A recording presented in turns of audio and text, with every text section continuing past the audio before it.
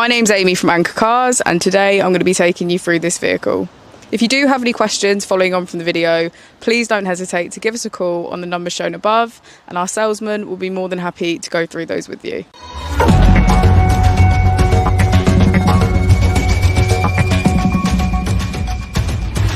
Today we have the 2020 Vauxhall Corsa E.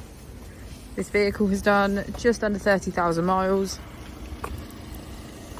It has an automatic transmission and a fully electric motor. To the left of the steering wheel, we have cruise control as a feature and a heated steering wheel. On the right, we have voice control, automatic wipers, and automatic headlights. Moving on to our screen, we can access our radio, navigation, Bluetooth, our flow, statistics and charge, Apple and Android CarPlay, and our vehicle settings and driving functions. If we put the vehicle into reverse, we can see that it comes with a parking camera with parking sensors.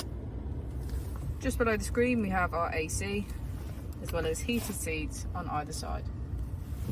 We have the choice of 3 different driving modes to choose from, starting with normal, eco and sport.